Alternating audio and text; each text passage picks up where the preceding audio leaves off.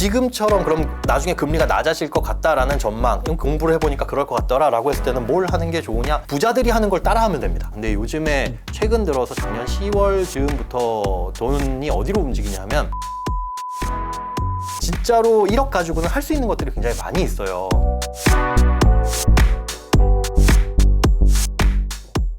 고환율, 고금리, 고물가 이른바 3고 시대에 맞는 합리적인 저축 방법 뭐 따로 있을까요? 고금리 시절에는 금리를 많이 주는 걸 저축을 해야 되겠죠. 그래서 예금, 적금 이런 것에 많이 몰려갔던 시기도 있었어요. 그런데 지금은 앞으로는 금리가 낮아질 것이다 라는 전망들도 많이 나오고 있고, 물론 그 전망들이 작년부터 계속 틀리긴 했지만 이거는 전망일 뿐이지 누구도 예측할 수는 없습니다. 그러니까 그냥 참고만 하시고 시장의 흐름이 어떻게 굴러가는지 정도를 우리가 공부하는 거예요. 우리가 착각해서는 안 될 게 재테크 공부를 하고 경제 공부를 하면 돈을 크게 벌 수 있을 것이고 뭐 부자가 될 것이다 이런 꿈은 깨셔야 됩니다. 망상이에요. 공부를 한다고 되는 게 아니라 우리가 공부를 해서 얻을 수 있는 건 엉뚱하거나 어리석은 투자 그런 것들을 안 하기 위한 거예요. 피해갈 수 있는 거 혹은 뭐 사기라든가 이런 거 당하는 방법을 피해가는 거거든요. 지금처럼 그럼 나중에 금리가 낮아질 것 같다라는 전망, 공부를 해보니까 그럴 것 같더라 라고 했을 때는 뭘 하는 게 좋으냐? 부자들이 하는 걸 따라하면 됩니다. 부자들이 하는 건 주로 어디에서 이루어지냐? 은행이라든가 증권사에서 많이 이루어지거든요. 우리가 은행 가면 PB룸이라는 데 있잖아요. 돈 많으신 분들이 자산관리 상담 받는데 여기보다 문턱이 낮은 곳이 증권사예요. 증권사 가면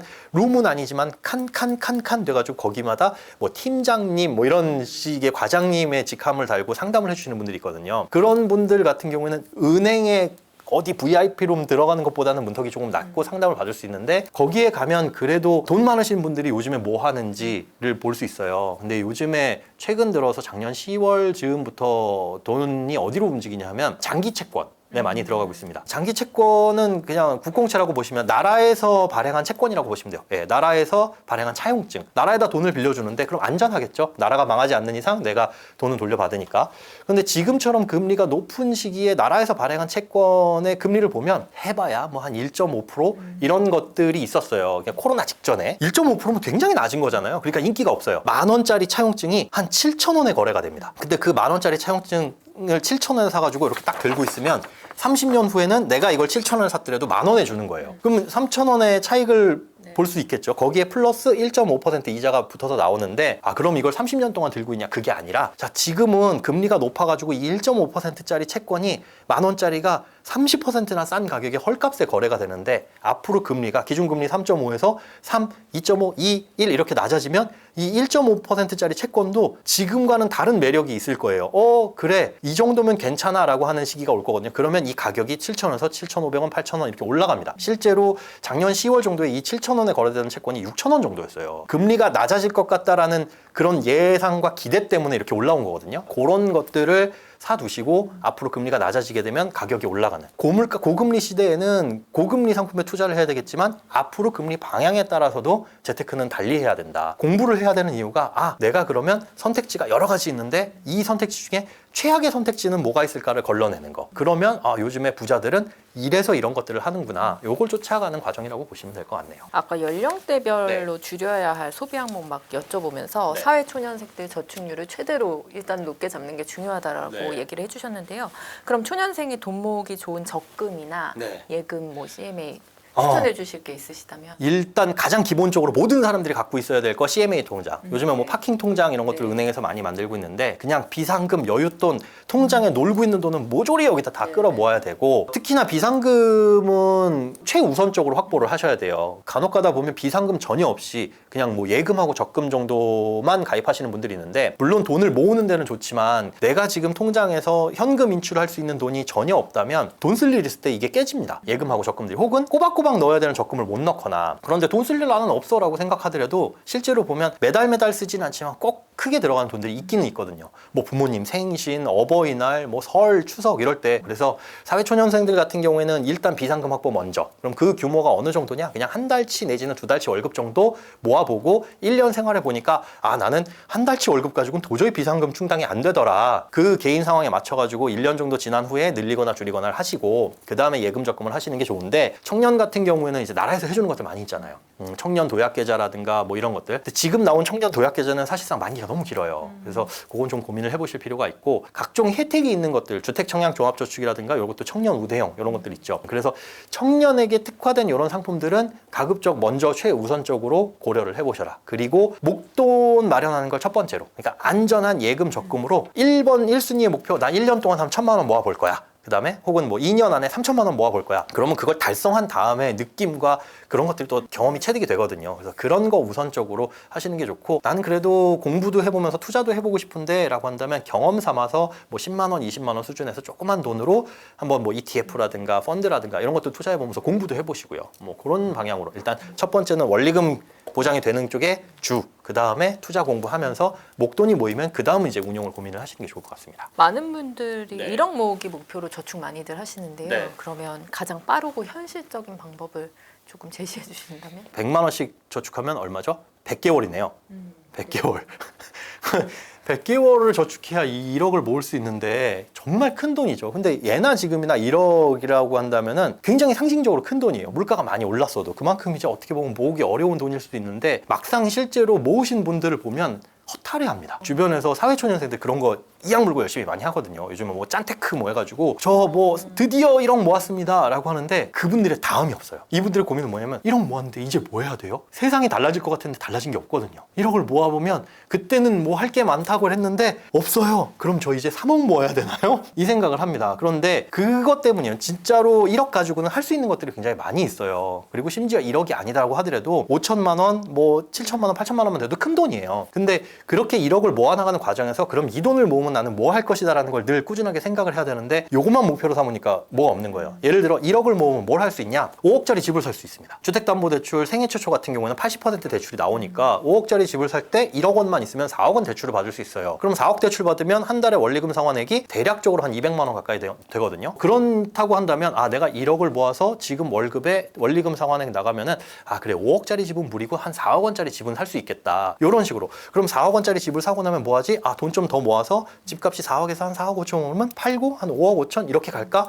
이런 계획도 세워볼 수 있는 거고. 아니면 금융상품 쪽으로 간다면 내가 지금 100만 원을 가지고 투자할 수 있는 금융상품 그렇게 많이 없습니다. 해봐야 뭐 주식, 펀드 이런 것들이죠. 따박따박 모을 수 있는 거. 그런데 돈 1,000만 원, 3,000만 원, 5,000만 원 이런 걸 가지고 증권사에 가게 되면 리스크를 분산해 가면서 수익은 주식에서 낼 수 있지만 여기서 마이너스 나는 걸 조금 안정적인 채권에서 굴려서 여기서 확정이익을 좀 받아봅시다. 그러면 시간이 지나가면 채권에서도 안정적으로 이렇게 이자가 나올 것이고 앞서 말씀드린 대로 채권 가격이 상승하면 이렇게 올라갈 수 있는 해지할 수 있는 부분도 있고 주식이 떨어지더라도 여기서 퉁 여기서 퉁 그래도 본전이라도 손해는 안 보겠네 이런 것들을 할 수가 있거든요. 돈을 모은다 1억을 모은다 라고 한다면 그 과정도 중요하고 1억을 모은 다음에 이 돈으로 무엇을 할 것이냐도 꾸준하게 좀 생각을 해보셔야 됩니다. 그렇지 않으면 1억 모은 다음에 허탈해서 현타 오고 그 다음부터는 에라 모르겠다 이렇게 해도 부자는 될 수 없고 이러면 이때부터 포기 그때부터 갑자기 지출이 늘어나는 그런 안 좋은 일들도 벌어지니까 그 다음에 뭐 할지를 늘 고민을 해보셔야 됩니다. 그렇다면 목돈 만들 때 단기, 중기, 장기 뭐 기간별로 이제 모으는 노하우? 지금은 단기간에 집중하라고 좀 말씀을 드려요. 왜냐하면 미래의 전망이나 예측 이런 것들이 이제는 한 치 앞도 모르는 시기가 와버렸습니다. 파월 의장이나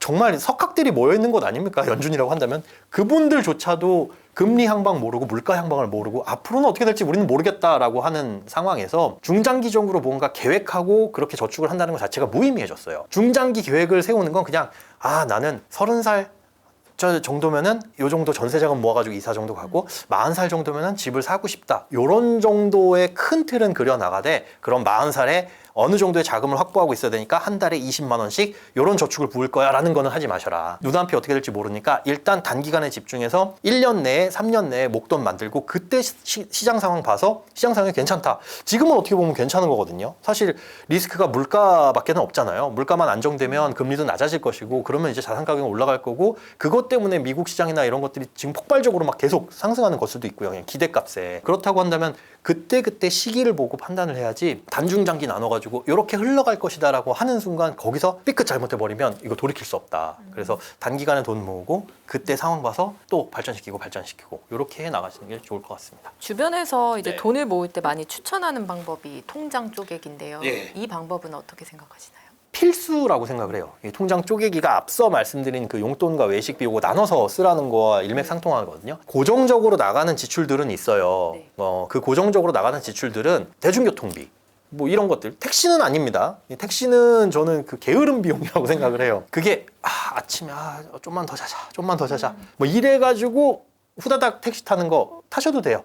대신 그러면 치킨 못 먹습니다. 그거 하나는 포기하셔라. 이것도 외식 비용에 포함을 하셔야 되는 그런 비용인데, 그거 말고 대중교통비는 우리가 아낄래 아낄 수가 사실 없어요. 뭐 요번에 나온 K패스 뭐 이런 것들로 일부 아낄 수는 있지만 걸어다니지 않는 이상은 못 아끼는 겁니다. 그래서 대중교통비, 뭐 휴대폰 요금, 이것도 알뜰폰 쓸 수 있지만 안 쓸 수는 없으니 아낄 수 있는 그 최저치가 있으니까 이런 것들은 스트레스 받지 마시고 그냥 신용카드로. 그래서 나의 고정 지출은 그래, 알뜰폰으로 아껴보니까 나의 통신요금은 그냥 한 달에 25,000원이 정말 최저점이야. 여기에 인터넷 포함하니까 35,000원은 내야 되네. 플러스 뭐 하니까 야, 숨만 쉬어도 나갈 돈이 60만 원이네. 이거는 못 아끼는 돈입니다. 더 이상 아낄 수가 없어요. 늘어나면 늘어났지. 그래서 이런 것들은 신용카드로 쓰시고, 그 외에 아낄 수 있는 것들, 그러니까 뭐 외식비, 앞서 말씀드린 뭐 용돈, 이런 건 통장 쪼개가지고 체크카드로 만들어 놓고 거기에 돈 넣어놓고 그 체크카드로 쓰면 아낄 수밖에 없어요. 사실 우리가 평상시에 못 아끼는 건 신용카드이기 때문에 그래요. 근데 체크카드에 긁고 나면 앱으로 띵동 16만 5,800원 남았습니다 라고 하면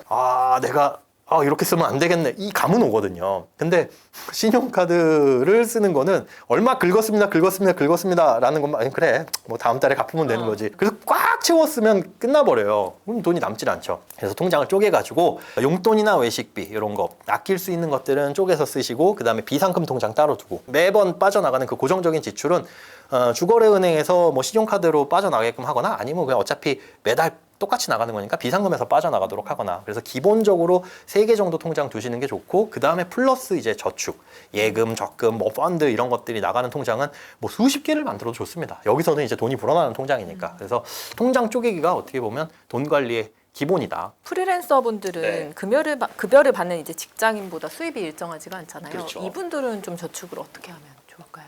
적금은 하지 마세요. 적금이 목돈 모으려고 하는 거잖아요. 근데 프리랜서 같은 경우에는 소득이 들쭉날쭉합니다. 근데 그 프리랜서도 직종에 따라 달라요. 계절을 타는 프리랜서가 있고, 그렇지 않고 그냥 내 직업이 불안정한 프리랜서가 있어요. 뭐 그런 특성이 있는지 아니면 계절을 타는 특성이 있는지에 따라서 다릅니다. 그런데 매달 따박따박 얼마씩 저축하는 게 이 소득이 달라지게 되면 유지가 안 되는 경우 있거든요. 그럼 나는 돈을 못 모아.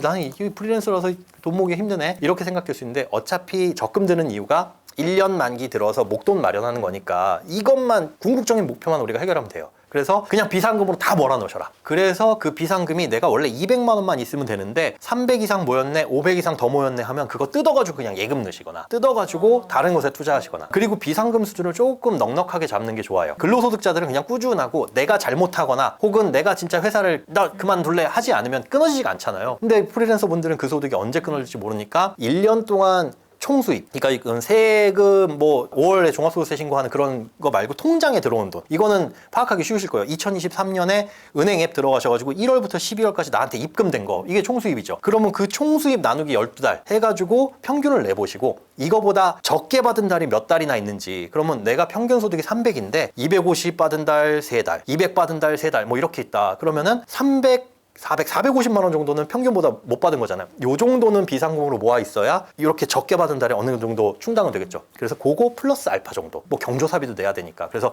비상금 조금 넉넉히 갖고 있어야 마음의 여유도 생깁니다. 적금에 너무 강박을 느끼실 필요 없어요. 기본적으로 해야 될 뭐 주택 청약이라든가 이런 것들만 남들 하는 거 기본적으로 해두시고, 우리가 목돈 모으는 데는 오히려 프리랜서가 더 좋을 수 있다. 그 다음에 플러스 하나, 이제 5월 되면 스트레스 받으실 거예요. 5월 됐으니까 종합소득세 신고하고 되면 남들 안 내는 세금을 더 내게 될 수 있거든요. 남들은 연말정산 때 환급 받아서 13월에 보너스니 뭐니 하는데 이제 토해낼 시기가 옵니다. 그래서 그 세금 비용들, 이런 것들도 미리 준비를 해두셔야 되고, 그다음에 우린 퇴직금이 없잖아요. 그 퇴직금 없으니까 남들보다 더 저축해야 되는데 쉽지 않죠. 많이 벌더라도 진짜 급여소득자들이 한 2배 이상 벌어야 많이 버는 거다라고 생각을 하셔야 되고, 혹시나 프리랜서를 꿈꾸시는 분들 해보시면 아시겠지만 근로소득자 때가 웬만하면 좋다. 웬만하면 좋다. 정말 크게 벌 자신 있지 않으면 근로소득자가 좋습니다. 사장님 주머니에서 나오는 돈 받는 게 제일 좋습니다. 네. 아까 요 얘기 사실 해주셨는데, 네네. 1억을 모으는데 성공했다. 네. 그 돈을 앞으로 좀 어떻게 투자해야 될지 중장기적 계획을 세우라고 하셨잖아요. 네네. 뭐 ETF도 있고 리츠도 있고 뭐 어떤 다양한 투자 방법이 있는데, 그 중에서 좀 금융 상품으로 굴린다고 한다면 앞서 말씀드린 국공채, 장기 국공채 이런 것들도 투자하시는 건 괜찮을 것 같아요. 그다음에 향후 한 1, 2년 내에는 금리가 떨어지겠죠. 낮아지겠죠. 그런 기대로 가는 거고, 혹시나 안 떨어진다, 이게 뉴노멀이다, 뭐 그런 얘기도 있어요. 네네, 맞아요. 기준금리가 우리가 사실 저금리 1% 뭐 0%의 금리가 익숙해졌던 건 그게 장기간 오래됐기 때문이거든요. 근데 그게 정상이라고 생각하고 지금 비정상이라고 생각을 하는데 가만히 생각해보면 그 저금리 시기가 비정상이라고 생각했던 때가 있었어요. 그 초기에는. 근데 온 세계가 저성장 국면에 접어들면서 아 이제는 성장도 꺾어지고 지구촌이 노화하고 있어.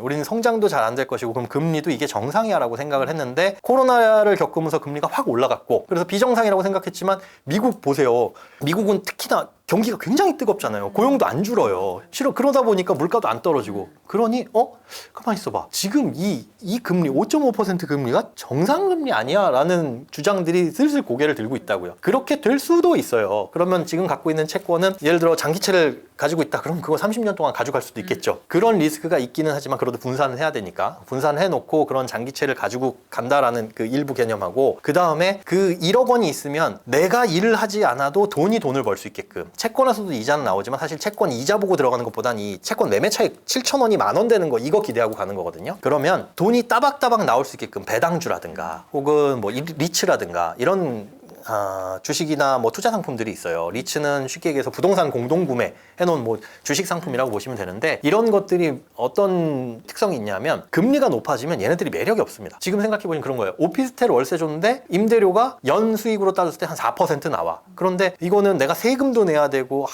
뭐 보일러 망가졌어요. 변기 막혔어요. 뭐 이런 고민거리도 해결해 줘야 되는 그 리스크가 있잖아요. 그렇게 생각하면 4%가 그렇게 크게 높은 건 아닌데 요즘처럼 금리가 높을 때는 야 어디 한국전력 채권에만 넣어놔도 4% 주는데 굳이 그걸 여기다 왜 넣어놓냐 하시는 경우들이 있거든요. 그래서 이렇게 금리가 높을 때는 그런 상품들의 매력이 떨어져가지고 가격이 낮아집니다. 그런데 금리가 낮아지면 이게 다시 올라오겠죠. 근데 얘네들이 주는 배당이라든가 이런 것들을 보면 그냥 그대로거든요. 뭐 적은 거는 4에서 많은 거는 8% 정도 이렇게 주는 것들이 있어요. 그런 리츠라든가 아니면 배당 많이 주는 주식들도 일부 가지고 있으면서 현금으로 발생시키는 거. 앞서 소득을 늘리는 게 굉장히 어렵다라고 했는데 자산이 있으면 그 자산도 꾸준한 월 수익을 늘릴 수 있도록 자산 가치가 상승하는 거 우리가 부동산 생각하면 쉬워요. 수익형 부동산이라는 게 있고 이 자산 가치가 상승하는 부동산 있잖아요. 나는 재개발, 재건축 보고 여기에 뭘 투자할 거야. 뭐 10년이 걸리든 20년이 걸리든 그럼 여기선 매달 따박따박 돈 나오는 걸 생각하는 게 아니라 1억을 넣는데 얘가 10억이 되길 기대하는 거고 그게 아니라 나는 반지하라고 하더라도 여기 8천만 원이면 반지하를 할 수 있네? 새 끼고 근데 한 달에 20만 원, 30만 원씩 나와. 그럼 이거는 이 반지하 8천만 원짜리가 8억이 되길 기대하는 게 아니라 조금씩 나오는 이거 보고 이게 수익형 부동산이잖아요. 금융상품도 마찬가지입니다. 그게 크게 성장해서 막 엔비디아처럼 2배가 되고 10배가 되고 이런 거 생각하시는 것들이 있지만 가격은 꾸준한데 마치 코카콜라처럼 그런데 배당은 꾸준하게 나와. 그런 것들도 분리를 해가지고 소득을 늘리는 방향으로 좀 나눠보시는 게 어떨까 그렇게 생각이 됩니다. 경제 좀 잘 모르는 사람도 네. 쉽게 접근할 수 있는 재테크 공부법 추천해 주신다면? 쉬운 것부터 접근하는 게 좋을 것 같아요. 그러니까 재테크 경제 그러면 되게 어렵다고 생각을 하시는데 진짜 어려워요. 그런데 우리가 평상시에 겪고 있는 모든 것들이 사실은 경제활동이거든요. 그래서 주식 이런 것도 너무 어렵게 멀게 생각하지 마시고 뭐 내가 마음에 드는 기업의 종목, 주식 이런 것도 한 주 사보면 그거에 대해서 공부도 하게 되고 주식을 샀는데 배당금이라 나왔네? 배당금이 어떻게 지급되는 거지? 하면서 호기심을 가지고 공부를 해보시면 좋을 것 같고 만약에 그런 호기심이 전혀 안 든다 해봤는데 난 이런 거 진짜 꽝이야 그럼 하지 마세요. 그 소질이 없다 이게 아니라 나의 이 적성과 흥미와 내 투자 성격과 안 맞는 겁니다. 간혹 그런 분들이 있어요. 이제 코로나를 겪으면서 투자를 반드시 해야 되는 거 아니에요? 라고 불안해하시는 분들이 있는데 특히나 40, 50대 분들에서 여지껏 투자 안 하고 잘 살아오셨으면 앞으로도 잘 사실 가능성이 높은 겁니다. 괜히 지금까지 안 해보던 투자한다고 해가지고 무리해서 들어갔다가 안 해봤으니까 무섭거든요. 노심초사예요. 안전하다고 생각하는 국공채 들어가는데 국공채도 가격 변하니까 어제 1억 들어갔는데 오늘 마이너스 1.5%? 아니 채권이 왜 마이너스야? 또 들여다봐요. 매일 들여다봐요. 이거는 성향이 안 맞는 겁니다. 그래서 내 투자 성향 파악하는 게 중요하거든요. 재테크 공부라는 거 나를 아는 게 먼저 시작이다. 그래서 조금씩 관심 가는 것부터 해보시는데 관심이 전혀 없고 흥미도 없고 이것 때문에 스트레스 받는다. 하지 마셔라. 그냥 예적금만 하셔도 충분해요. 그리고 그냥 남들 투자해가지고 수익 내는 거 내가 조금 소비 줄여가지고 조금 더 늘릴 생각하시고 그분들이 늘 갖고 있는 리스크 나는 없다. 이분들은 자산 가격 마이너스의 리스크가 있지만 나는 이건 전혀 없다. 다만 물가 상승으로 인한 자산 가격이 손실 보는 건 있으니까 그걸 좀 극복하기 위해서 조금 더 고금리 상품 안전하면서 그래도 금리 높은 거 요거 찾는 노력은 해야죠. 나는 안전 추구형이야 라고 한다면 예금 적금 외에도 그만큼 안전하면서 수익을 조금이라도 더 내줄 수 있는 건 뭔지 그거 공부하시는 쪽으로 자신에 맞게끔 공부하시는 게 좋을 것 같네요. 받을 수 있습니다. 네, 제가 국민연금공단에서 나온 사람은 아니지만 받을 수 있어요. 그게 못 받게 되면 그냥 나라가 망한 거예요. 맞아요. 그러니까 나라가 해주는 게 그거예요. 우리가 국가가 국민을 보호해주는 거는 뭐 외세 침략 혹은 공권력을 활용해서 불법적인 어떤 도적의 무리로부터 우리를 보호해주는 것들의 역할이고 플러스 복지잖아요.